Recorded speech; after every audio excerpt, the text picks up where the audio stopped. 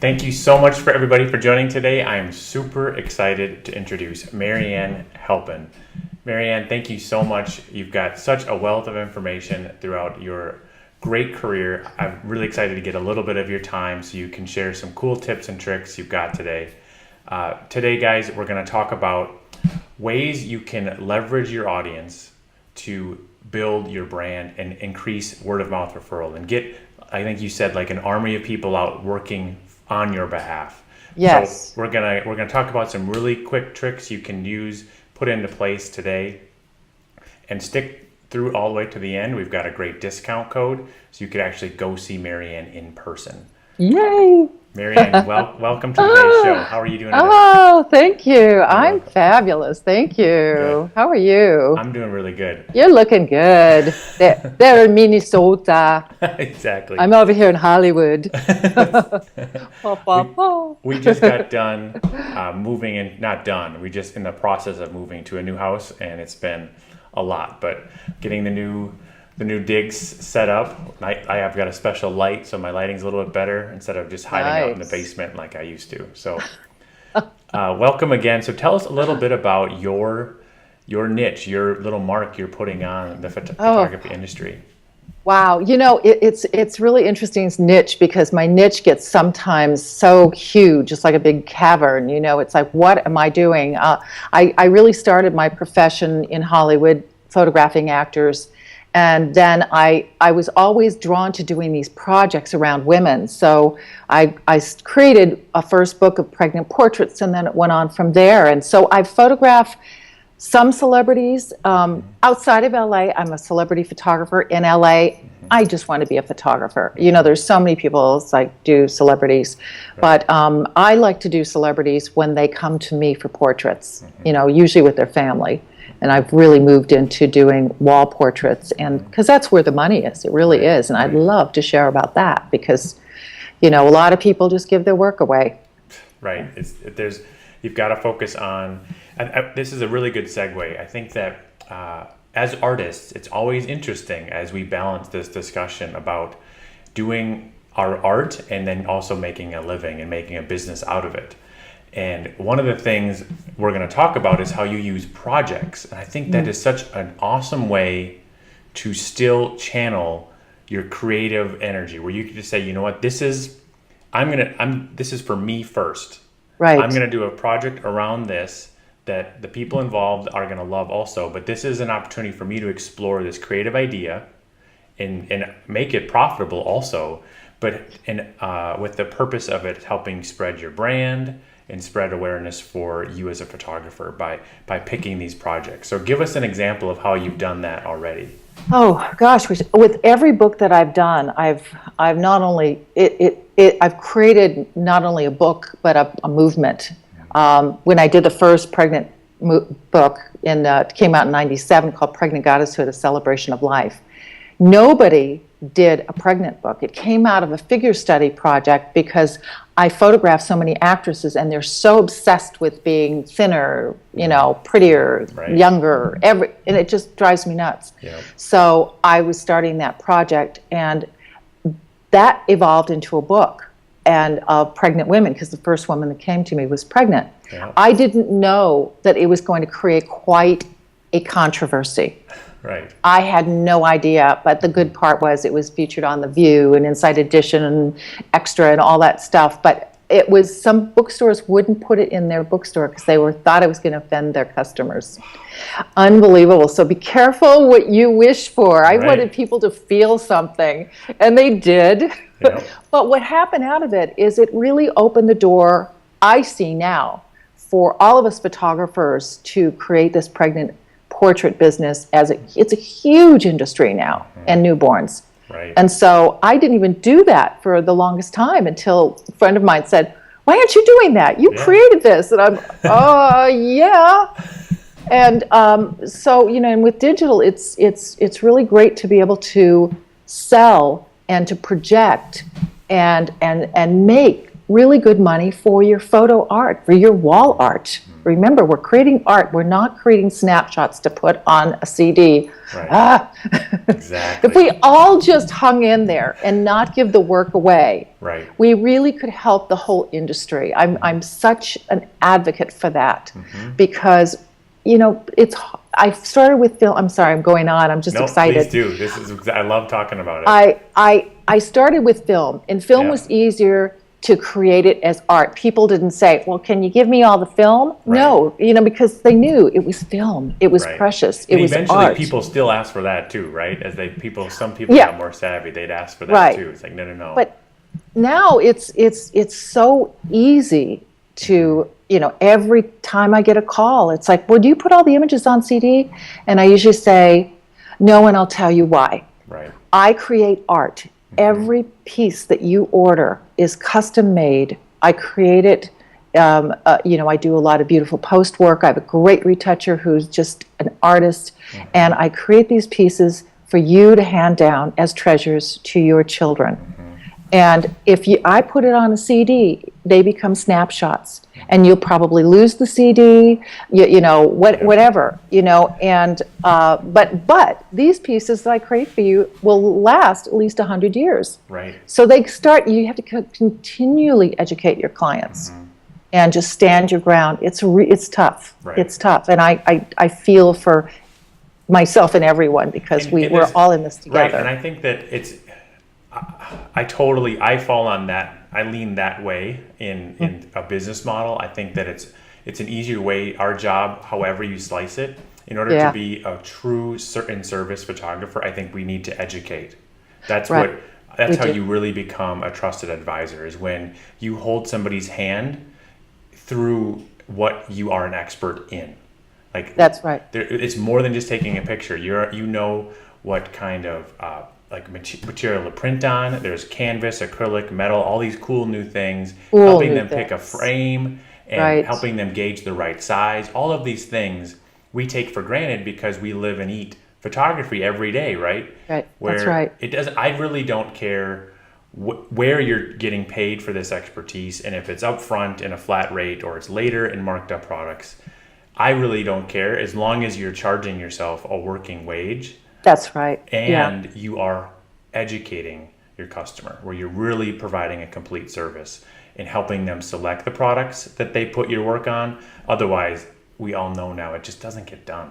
It'll just sit on a disc. It will. It'll sit on a disc. I mean, even when I did proofs for clients, and I would, a lot of them would put the proofs in the drawer, and every few months they pull it out and go, oh, that's really nice. And they would a lot of times never order. Right.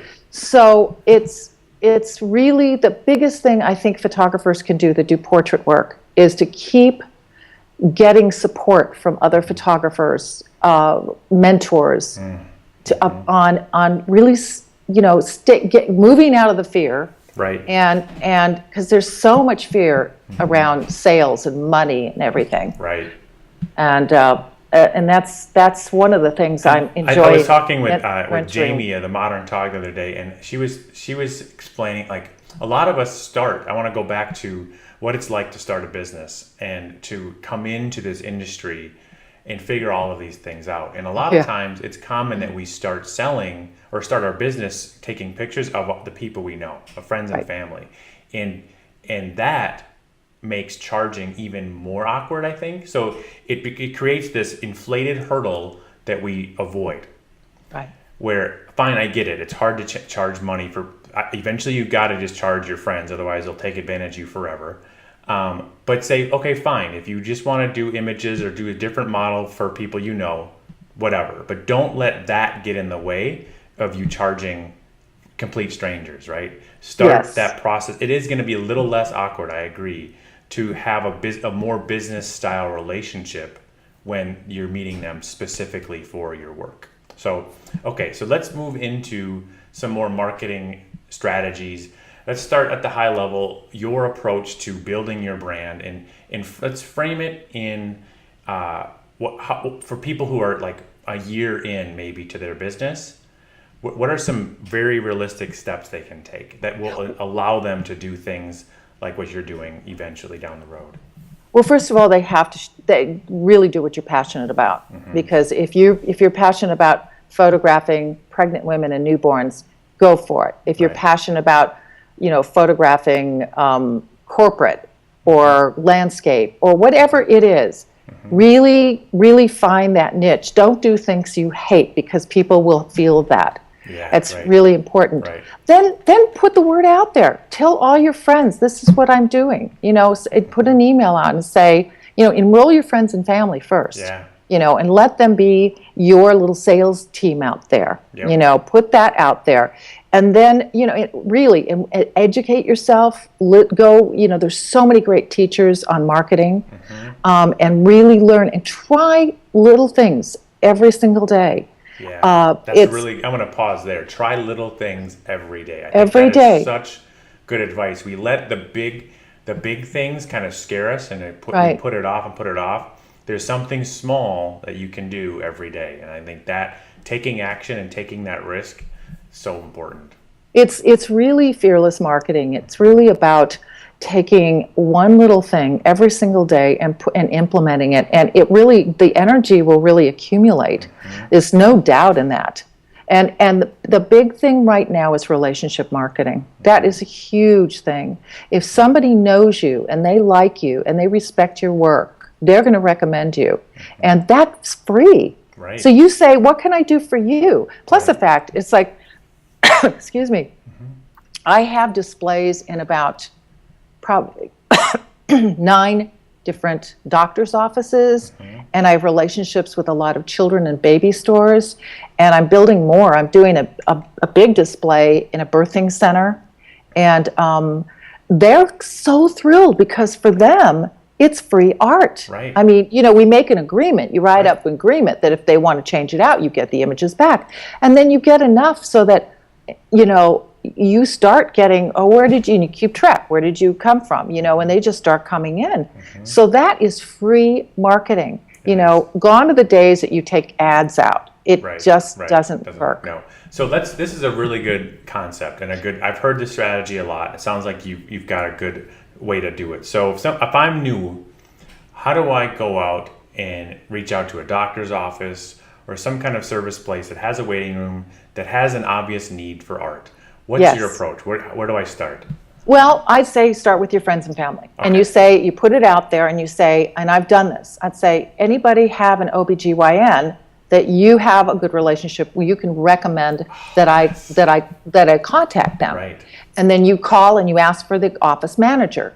And you say, even if you put a script together, so that you feel comfortable and you're not, like being all insecure, because it is, even I just like, I remember when I first started, oh my gosh, it was so amazing. I'd had a book out, right? And so my business was kind of down. So I just hunkered down and I said, I'm going to go to store, and I'm going to, in my neighborhood, and I'm going to get my pieces in there.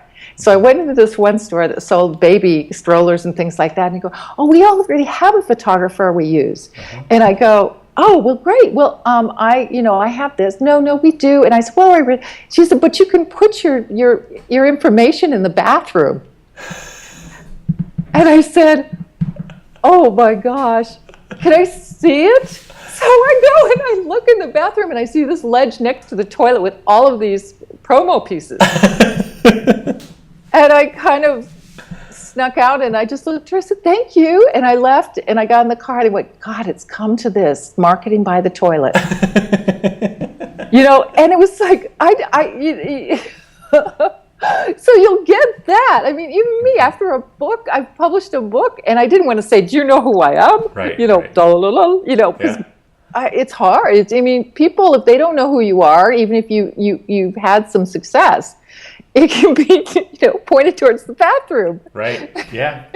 They never. I think it's just choosing your battles, right? I think there's there's Yeah. tactics you could use to say, you know what, Right. who's to say they can only have one featured photographer there or Right. art on the wall? Well, How and about there's some but variety? there's so many other places. Exactly. So Just the go best to- thing is like people that know somebody. You know, I have friends that say, "Oh, I have cousins that have a baby store." Oh, and Yep. and they know my work and they want me in there. Right. But just really, I mean, there's so many. It's like midwives, doulas. There's, they want to. Your friends and family want you to be successful. Right. So they will help you. You can even. This is a great thing. Oh, I love this one. It's called barn raising. Okay. You get a bunch of friends over at your house.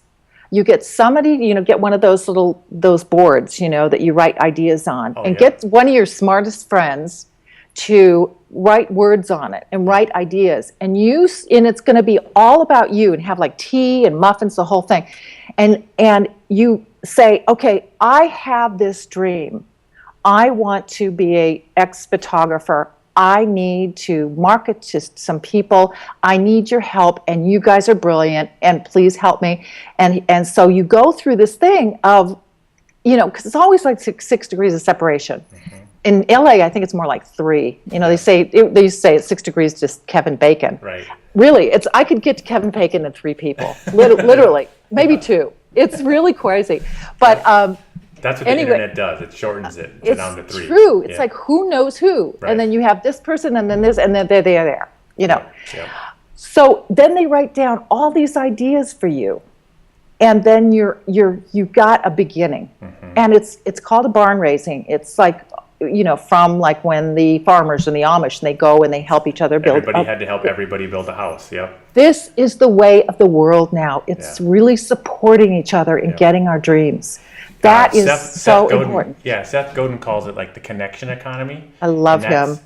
Oh, I do too. It's incredible. Yeah, tribes. Yeah. And so it's about, that's what's so valuable is these connections you make, and you lean. So I want to back up. So we're talking about a lot of really good things I want to pull apart. So the first thing is something that's so important, is that you're, instead of just going in cold to these places, which you can do, right? I think you can do. And you can get some good successes too, but especially when you have something to give to them. Yes, and always. So I always used to tell people, when you're doing this, you have to start from a place of abundance and gratitude, and saying, you know what, how can I help you? If you go in only looking to benefit yourself, people smell that a mile away, and you're not going to get anywhere. The best way, which now is such a cool place to start, is it's marketing 101. It's so much more effective when somebody else is endorsing you instead of you endorsing you. That's the first principle of marketing, is to get somebody else talking about you, because every time we talk about ourselves, we run the risk of sounding arrogant or pompous or whatever it is, or it's not as credible. But if somebody else is talking about you, that's worth its weight in gold. In that way, at the very least, that first conversation, you're leveraging that other relationship or that other recommendation, instead of just coming in completely cold. So I think that's the first key takeaway, starting with your own network and having them, and you start from a place of generosity, right? So this is a perfect exchange. So we all complain about how our friends want free stuff. Right.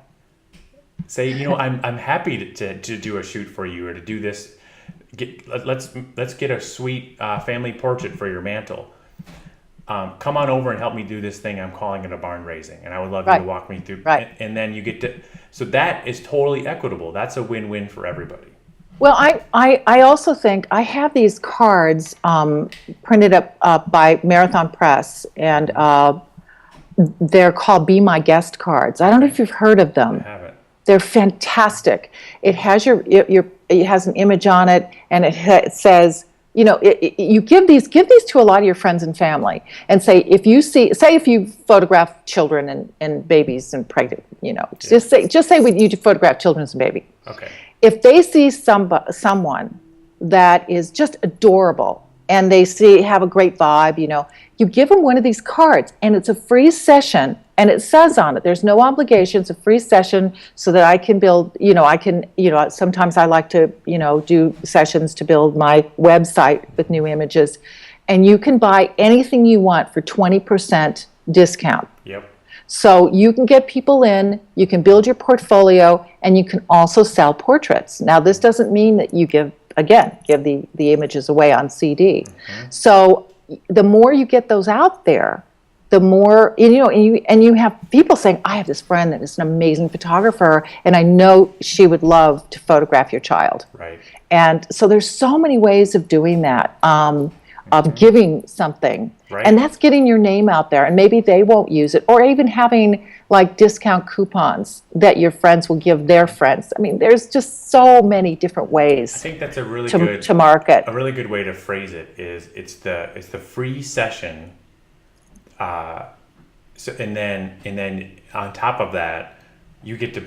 I think you just said that so well. You save 20% off of the prints that you choose that you want to order. Exactly. From, right. Yeah, exactly. And then when they call, you send them the price list, and you tell them, you describe your work, and and then you make some money, and you create some great images, and then they spread the word, and then that's how you build your business. And I think it's important to note that as in this connection economy, your friends and family who are referring you, they feel like they're doing a service too. Like they are so proud to make that connection, because that's the best kind of referral you can get. Is they actually they hear through their network that somebody's looking for a good photographer, and they're like, oh my gosh, I have got to connect you with Marianne. I've got to connect you with so and so. Here's a coupon. Tell her I sent you. And like that, people take such pride in that now, as we're all bombarded with so many marketing messages everywhere we go.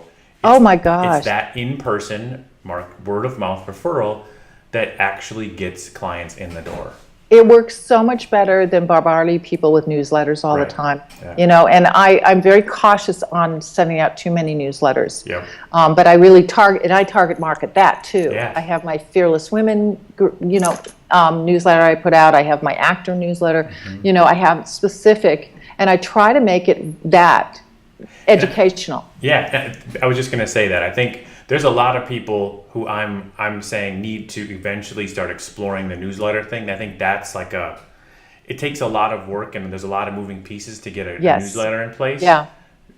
Don't put that off, because that is also crucial to building the relationship. And I think the point you make so well is it's important not to be bombarding all the time with the offer or talking about you, where instead buy my things. Right. It's just here's some things I think you might be interested in, and whether it's local news or cool tips or whatever. That's what I've done. I actually have I've started a newsletter for midwives, doulas, birth practitioners, where I call it news and events.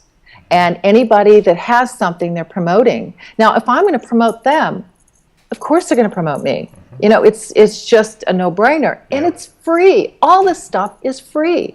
It is so amazing what you can do if you just think outside the box. I had an actor say, his name was Kasim Osgood. He was an actor. He used to play for the San Diego Chargers. Okay. And he's this good-looking, tall guy. And I said, you know how smart you came to get some headshots to do spokesperson and whatever. You think outside the box. He goes, there is no box. I just think.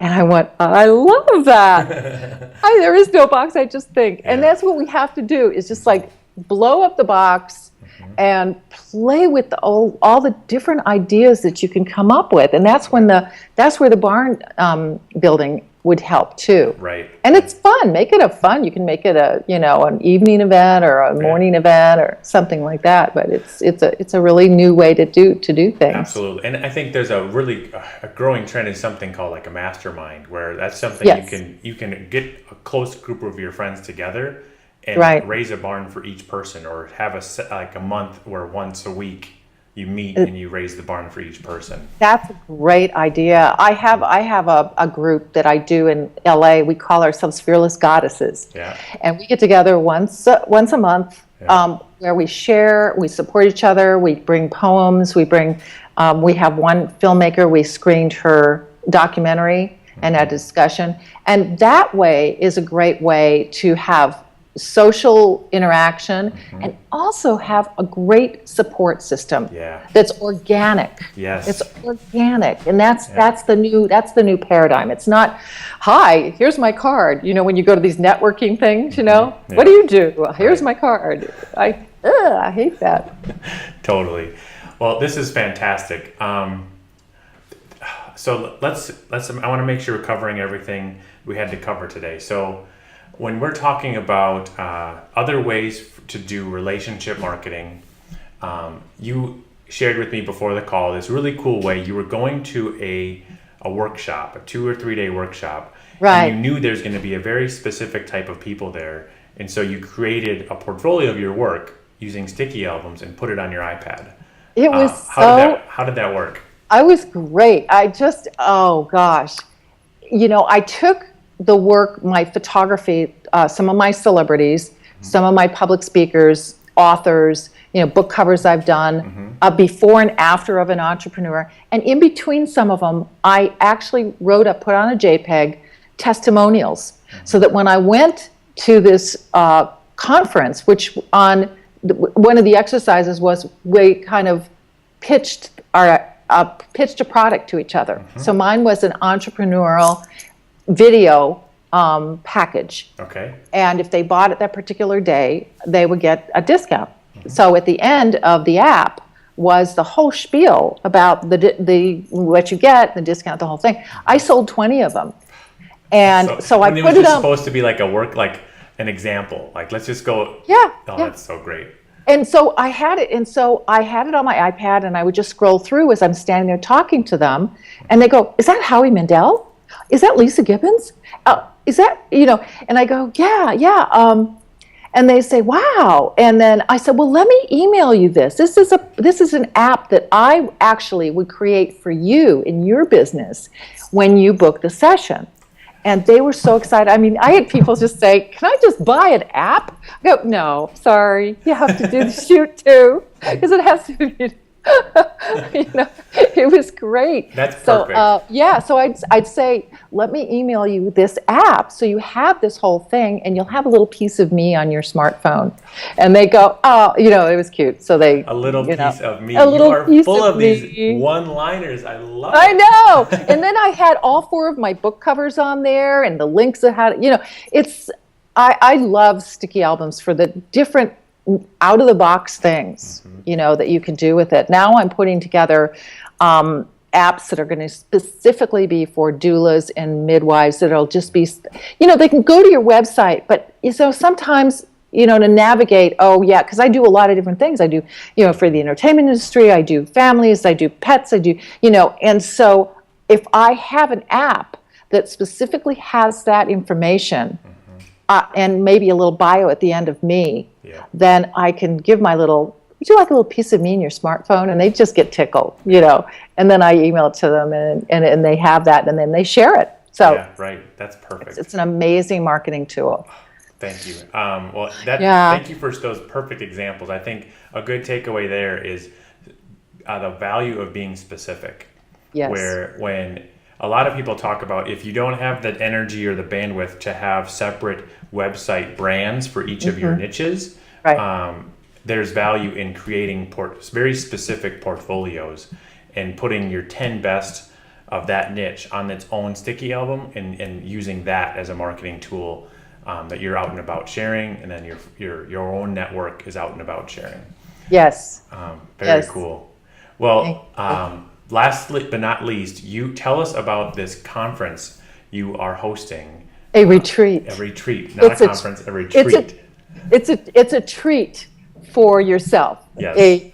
So I live in Los Angeles, and I have a cabin 70 miles up north of Los Angeles in the mountains. It's called Pine Mountain Club. It's amazing. It's like a little Alps up there. You wouldn't even know that it's so close to the city, and I just love it. It's a very spiritual community, as far as like the energy is very Native American. Our ancestors there are the Chumash. So the peak of the mountain that overlooks Pine Mountain is called Mount Pinos, and they call it the center of the world.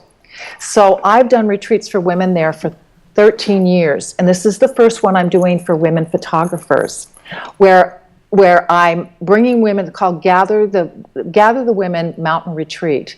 It's really we do yoga every day. I have an amazing yoga teacher up there. We do meditation, visualization. It's an opportunity to really get together with extraordinary women, to really hone your talents and to think about, to take that time to just exhale and go into yourself and say, what is it I want to do? It's not just because everybody gets caught up in that day-to-day grind. And so for 4 days, you are fed. My husband, we call Chef Joe, extraordinary cook. We have really lovely homes that I rent to put everybody up. We have extraordinary yoga, and the mountains up there are so. We're going to go on different locations, and there'll be assignments every day, and then we review the work the next day, and then everyone gets an hour with me. Mm-hmm. You get a piece of me for an hour. In person. In person, not just on an app. Yeah. Although I will create a personal app for you to take home. And I will do a consulting to really help you hone. Do you want to do a gallery show? Do you want to do a book? Mm-hmm. I've done all that, so I can kind of help shape. I can help you kind of figure that piece out for now. For now, it's like that's the thing. It's like, what do we want to do right now? That's not tomorrow, but now. I've done similar in-person events like that in my own career, and I can't say enough. If anybody out there considering this, I have not worked with Marianne personally, but what she's explaining, I've done stuff. You can put a wig. You can put a wig on and come. Exactly. Or be Joe's sous chef. Okay, there we go. I've had men say that. But I will eventually do some for men and women. But I have my passion has been towards women right now. To go back to the beginning, when we talk about you've got to do something you're really passionate about, I've heard other people talk about it has to be something you care, where there's some things like passionate. It doesn't matter what word you use, but the guy that was explaining it to me says passions ebb and flow, right? They can be really intense and then they fade. When we talk about stuff that we care about, like big C care, you need that in any business you're doing on your own, because business is hard, right? Flat out. Business is hard, and if you don't have a boss or somebody else telling you what to do, it stops with you. And so that's the thing you need instead of a boss, is something you deeply care about. And sometimes we need to push pause on everything else so that we can look within and find what that really is. So if you guys are considering it, please take this opportunity with Marianne. I'm jealous of everybody who gets to attend, because I'm sure it's going to be awesome. When we do one that are men and women, or maybe I'll just do men. That'd be fun. All these new ideas outside. There is no box. Perfect. Well, Marianne, it was a pure joy chatting with you today. I look forward to following up in the future. We've got some really cool new features in the works that I can't wait to get your feedback on, and we'll have to have another call in the next year. So thank you so much again. Everybody check out the links below. Let us know what you think, and we'll continue the conversation in the comments on the blog. So Marianne, you have a wonderful rest of your day. Thank you very much. Thank you very much. It was such a pleasure. Awesome. Bye-bye. All right. Bye.